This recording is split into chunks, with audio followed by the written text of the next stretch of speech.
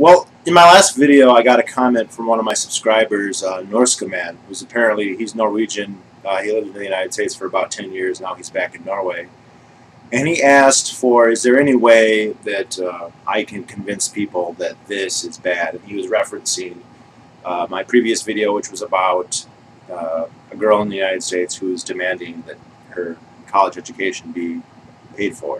Which, by the way, I put a link to that finally. It took me a while to find, but if you want to, if you're curious about that, it is in the description now. It's actually an older article. It's about 2 years old, but whatever. Still relevant. And I responded in the comments, but I thought I would do so in more detail. As far as I see it, there's two paths of persuasion, broadly speaking, that you can use not just for libertarianism, but for anything.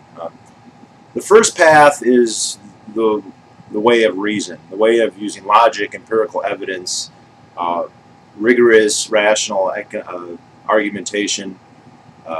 This is where, for libertarians, the area that we probably draw on the most on this is economics, especially Austrian economics, although really not exclusively. There are non-Austrian economic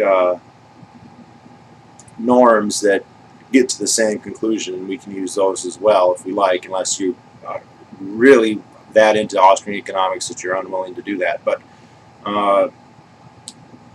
you know, the ideas of socialism can be totally eviscerated on utilitarian grounds using economics.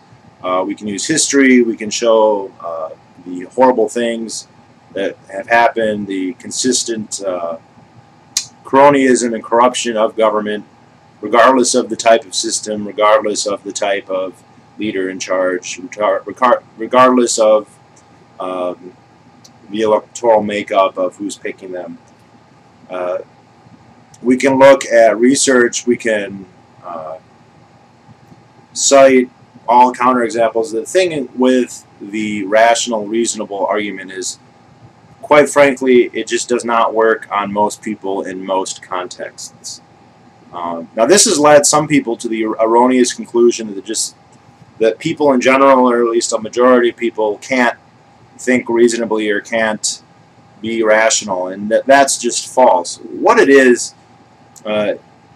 even really very unsophisticated people who are not logical at all, if you put them in a real-world situation where their life depends on it, they can become very rational very quick and even become ingenious. I mean, if you put them on a boat that's about to sink, they'll find a way to plug the hole. If you put, I mean, they can use all their sensory organs to the best of their abilities and master almost any physical situation that this planet can throw at a human.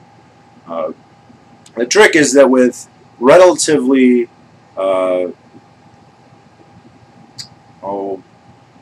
technical, what's the word? I'm looking like an idiot. With theoretical things that don't have a visceral, physical reality to them, it's a lot easier to hold illogical, unreasonable ideas. You know, when it's not right there in front of you, it's very easy to not adhere to logic because it's hard to prove.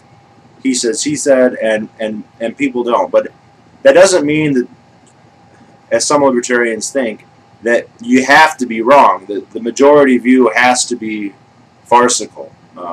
We know just by looking at the world today that the degree to which people accept libertarian ideas varies quite a bit.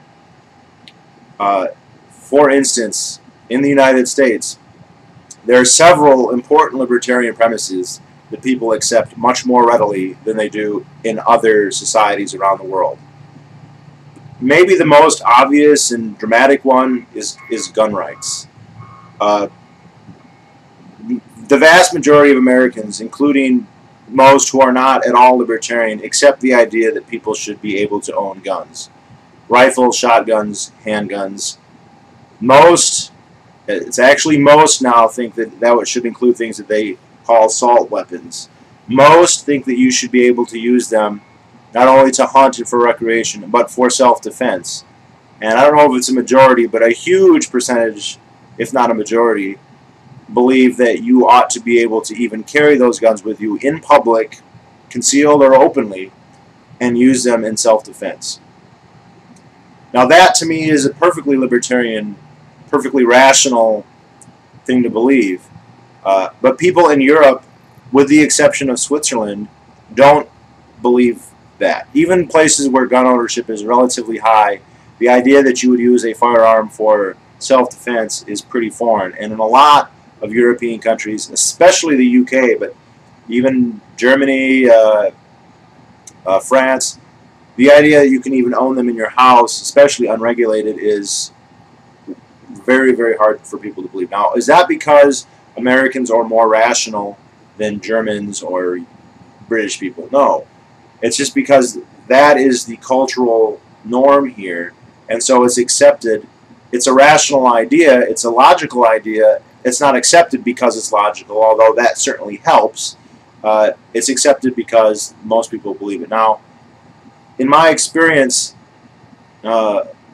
usually it helps to have more than one person arguing along these lines, because there's always, when you have an argument that's based on reason, there's a tendency for the person who is doubting it to just say, well, this person, maybe they sound convincing, but they're probably making a mistake.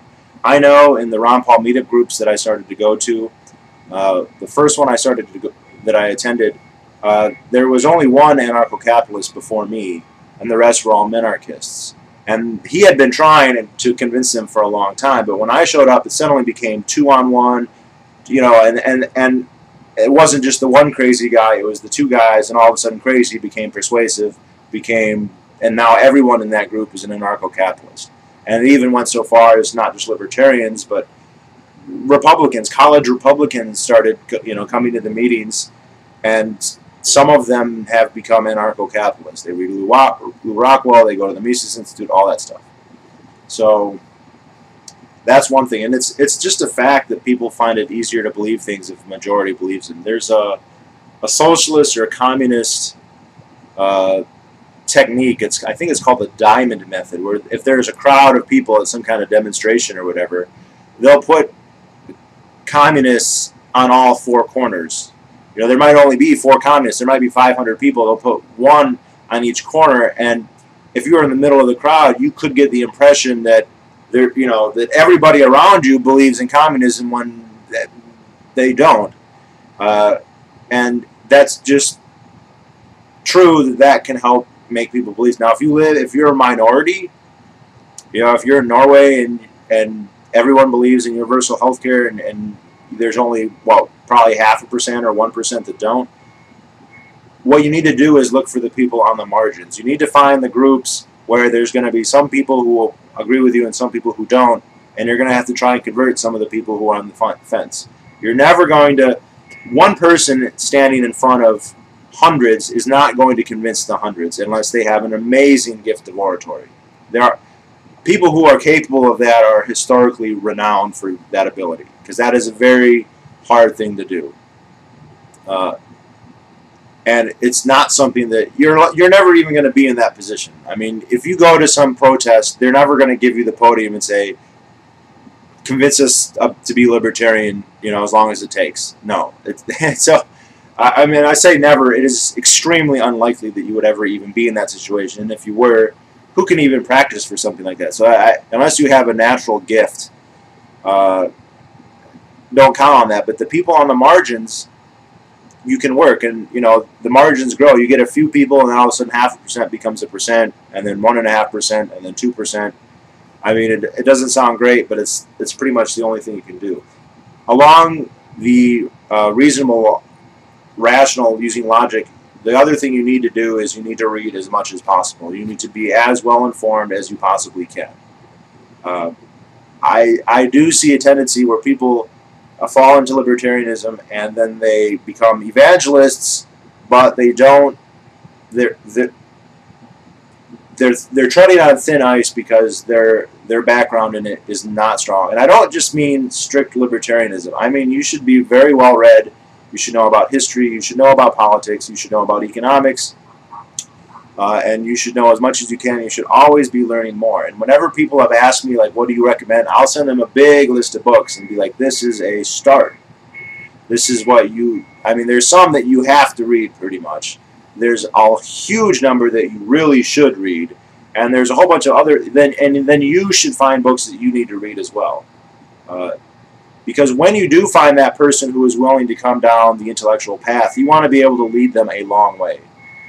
You don't want to just have a whole bunch of cliches and a whole bunch of catchphrases that maybe sound convincing and then only be able to take it that far. And I've had some success with that. I've had people who would say, well, they'd ask, well, what about this? And then you could say, well, here's the answer to that question. They ask another. Here's the answer to that question. You always want to have an answer, a good answer, not a bullshit answer. I've heard it said that to be a good libertarian takes at least a year of reading. I think that's a very underestimate. I think that it takes a lot longer than that. It certainly took me a lot longer to get where I am. And I still read about it all the time. So you should definitely read economics. You should definitely read history. You should definitely read politics. I mean, you should read and read and read big books, little books, articles. You should research issues that you're not sure about. If you're not sure about healthcare, then there's a lot of literature you can go and dig into, and you should do that. If you don't know a lot about minimum wage, I remember I wasn't really good about minimum wage maybe, 2005, 2006. And I just started really digging into it, and I feel really, really confident about minimum wage right now.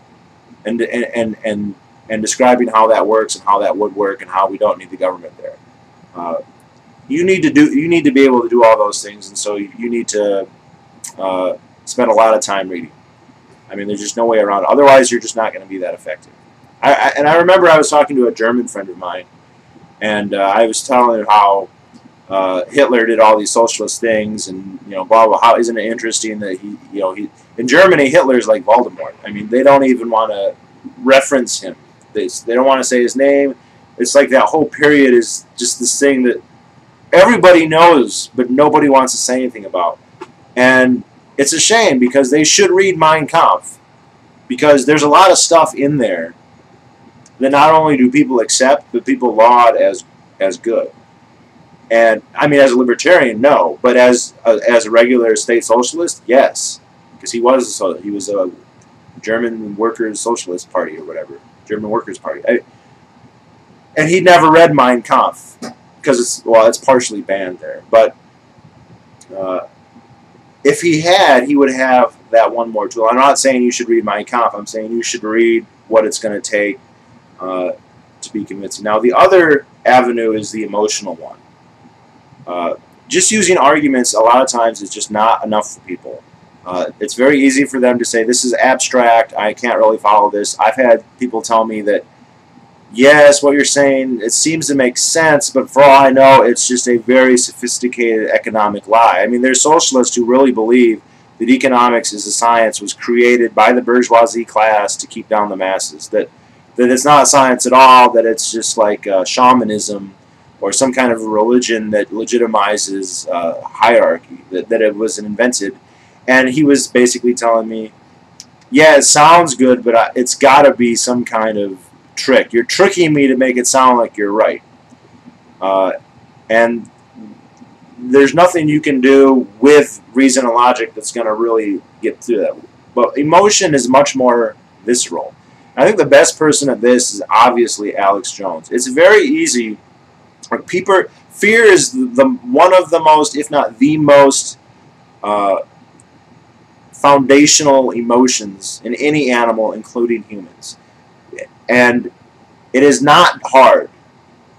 It is not hard to make people fearful of at least some aspect or potential in a government. Some governments, more or less, I mean, some societies seem more accepting of it. I know some of the Scandinavian societies, they really do seem to have a very, very paternalistic relationship with the state. Like, what do you mean you don't trust Big Brother? Like, Big Brother to an American, Big Brother is evil. To some people, Big Brother he's a protector, and it's good that he's around.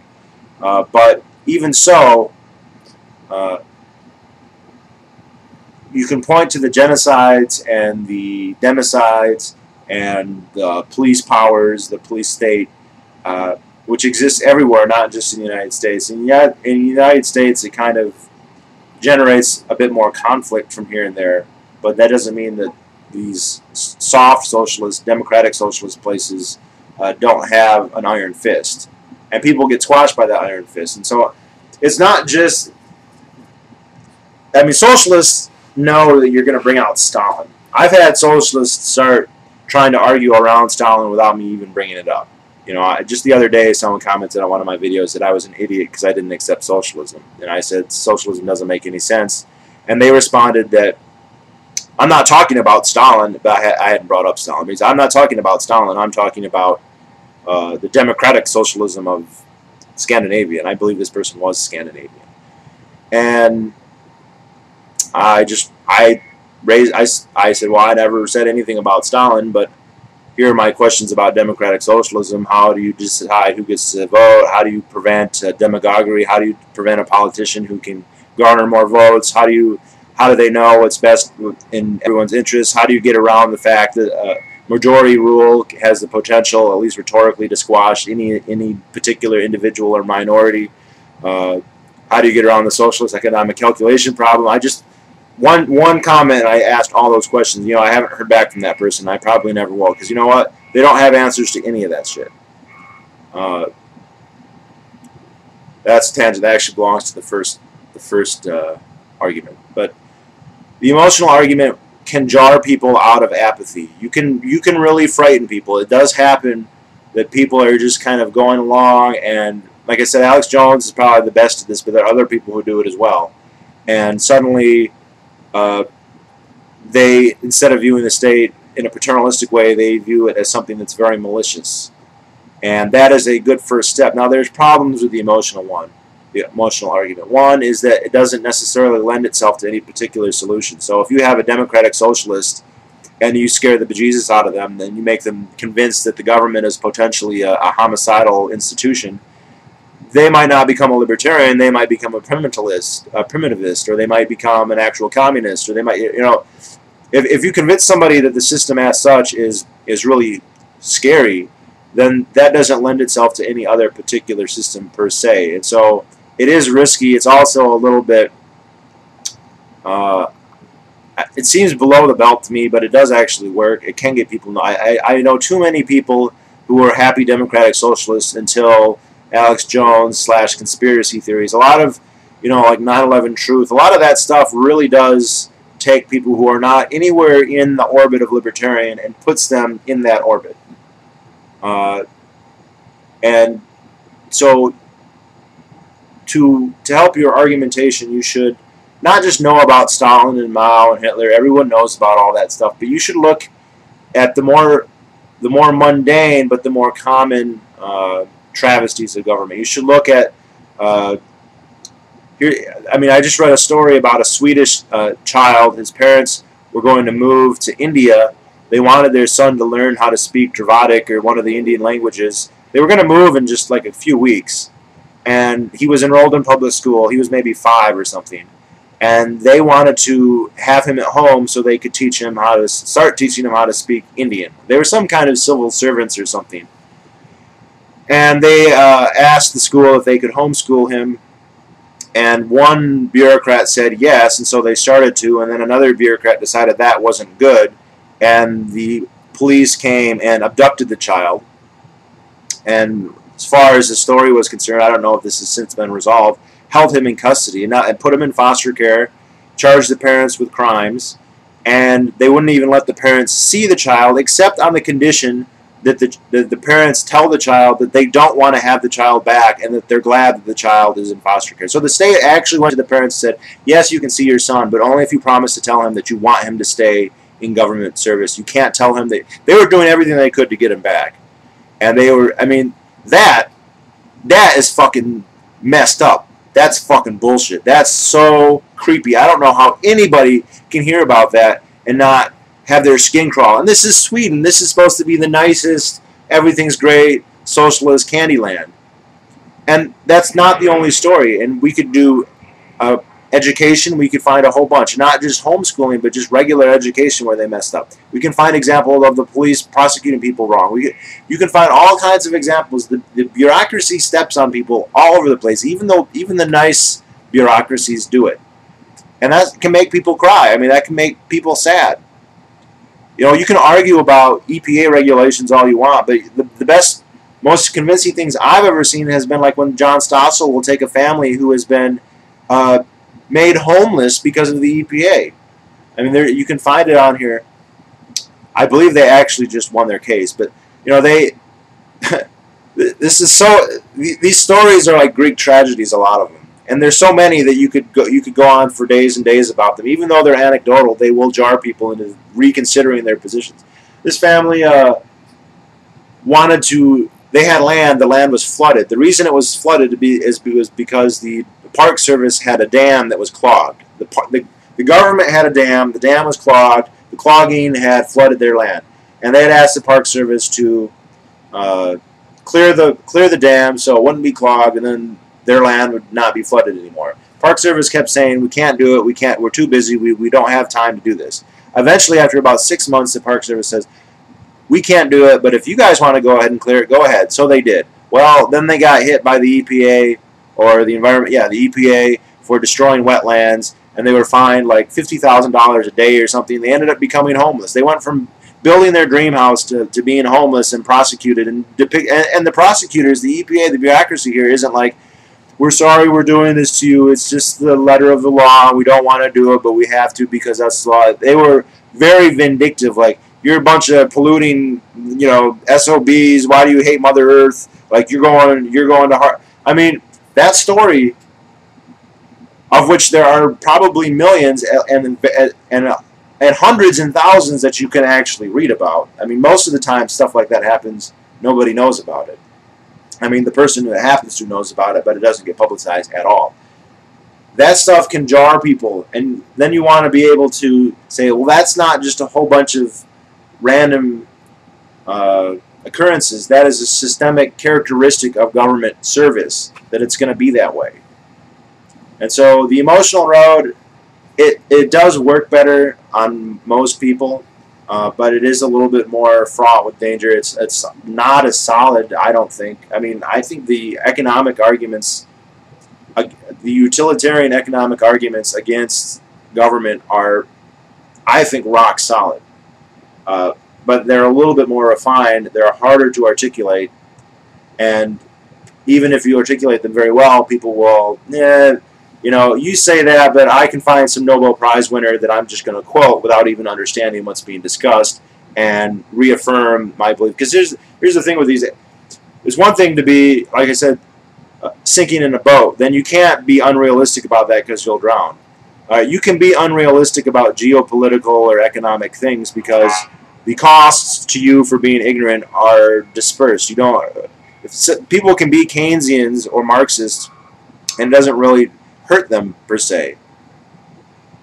There's a disconnect, and so it's easy for them to just say, well, maybe what you say sounds logical, but it makes me feel good to imagine the government giving everybody freebies. I don't feel the actual cost of that directly anyway, and so I'd rather just feel good and keep believing it in bliss. I'd rather be ignorant and blissful rather than accept what you're trying to tell me. And people can be that way, but that doesn't mean people have to be that way. People can...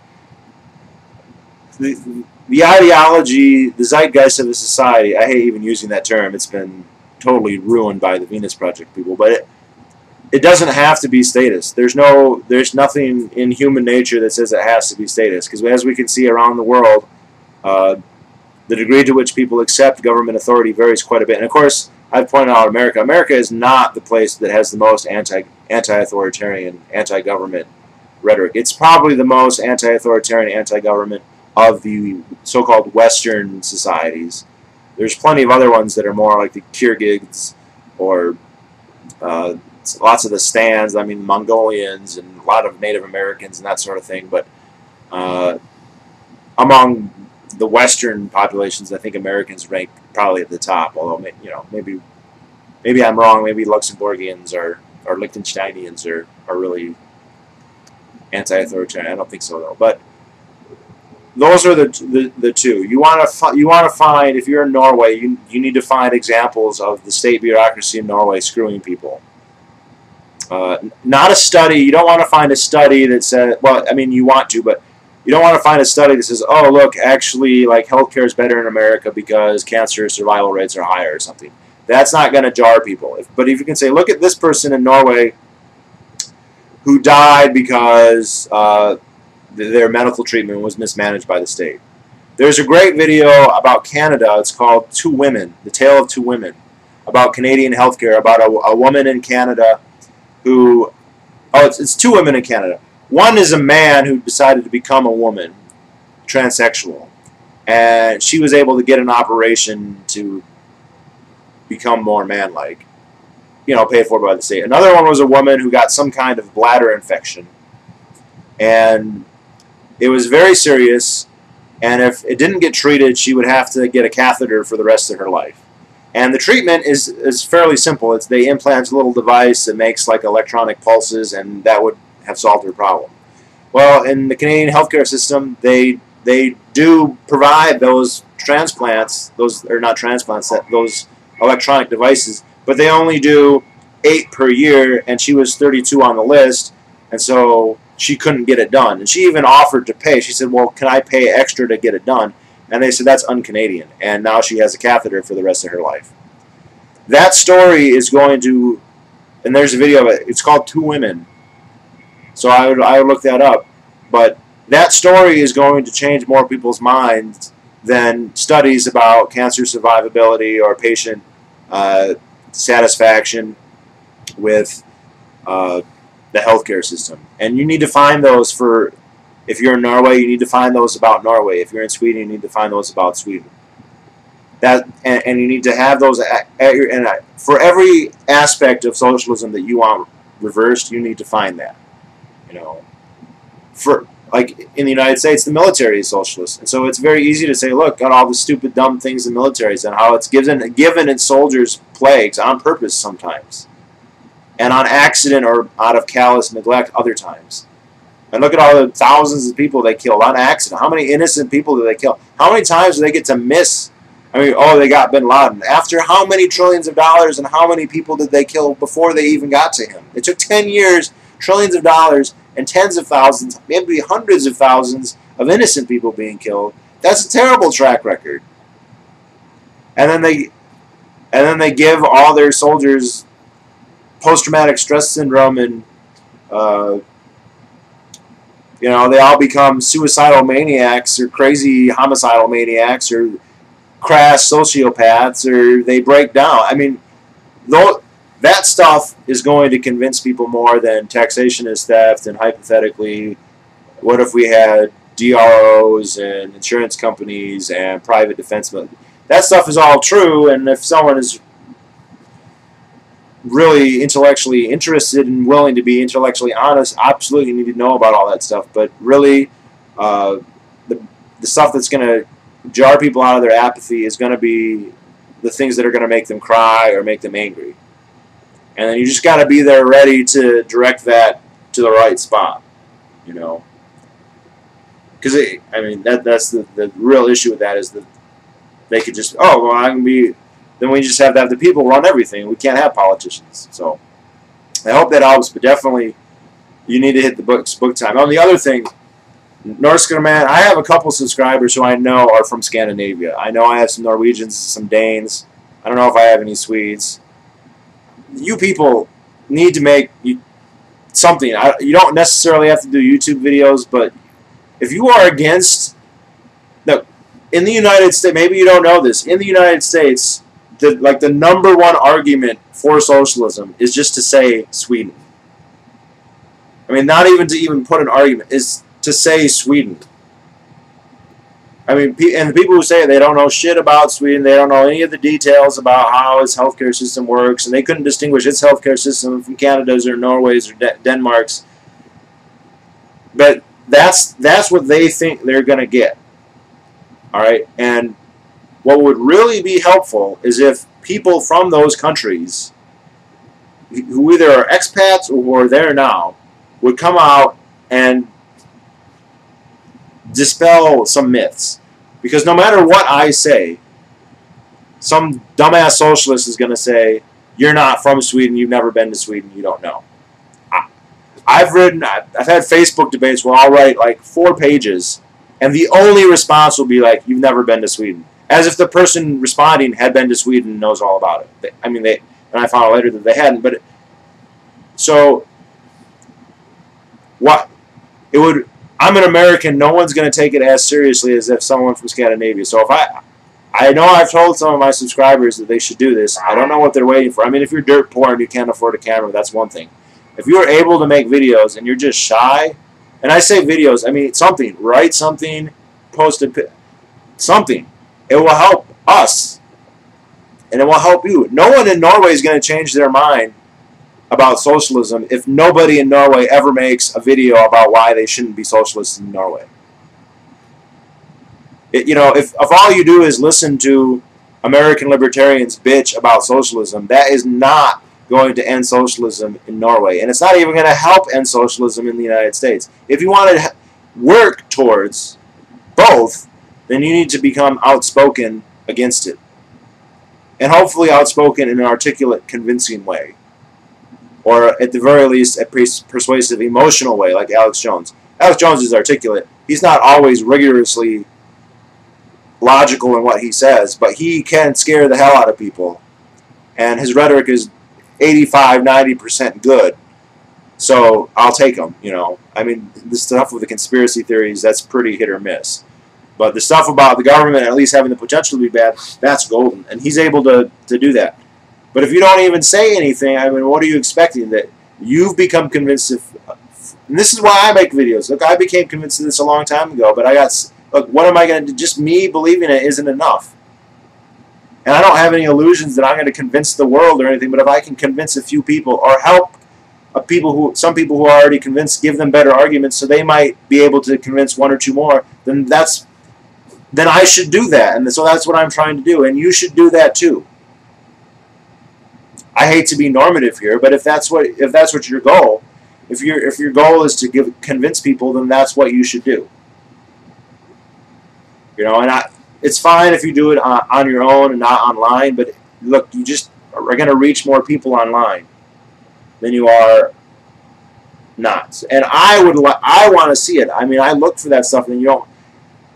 Closest I can see, there's a lot of expats from the Soviet Union and Eastern European in the United States, and they tend to be pretty libertarian, although there's also a certain kind of nationalism that comes with that. You know how Ayn Rand, good libertarian, but she kind of was like, oh, America, but that's a little bit not good. But, you know, there's a video out there, it's called, like, ex-Soviet citizen confronts Occupy Now. And you've got this guy who lived in the Soviet Union for, like, 29 years. And then he meets these 20-year-old communists who start telling him, you know, how great communism is. And he just, the fact that he has that life experience just obliterates. I mean, they don't even have a leg to stand on. It's like it would be rude for them to even continue arguing with this guy. And I mean, I've seen that. I'm signaling out this one, but I've seen it lots of times. I mean, I'm subscribed to 2 ex-Soviet or Soviet expats who are hardcore libertarians. And I wish they'd make more videos about that. Illegal immigrant, if you're watching this. Or Gennady Storyalov, if any of you have ever seen him. Of course, he was only like 8 when he left the Soviet Union, so maybe he doesn't remember that well, but that's what you should do, and that will also help you refine your argument. You know, you'll by having it be put to the crucible of people being able to. But I don't get it. I don't have tons, but I know I have Scandinavian subscribers, and it would just be you guys speaking out against socialism in your own countries. You can address your own countries. You can make videos in Norwegian if you want, and then you can make them in English and say, like, address to Americans. Because that's what we hear about. I mean, I made a video a while ago because there's a big meme going around where a Finnish guy said, can't everyone be like Finland and have universal health care? Well, It would be nice to have a Finn who would say otherwise, and they exist. I mean, I saw one wrote a rebuttal and ended up being on the Mises Institute webpage. And I know I'm friends with Facebook with a guy who writes for the Mises page who's from Sweden. He'll write articles, but I mean, video is more. The only people who read the Mises website are people who are already either convinced or are really intellectually honest and are trying to learn, which means they are likely to come to pretty good conclusions or better conclusions. If you want to reach more people who aren't already in your orbit, then you have to address it to a different audience, a broader audience. And I wish that they would do that as well. So that would be my advice. I thought this was going to be a short video. It wasn't. I'm sorry.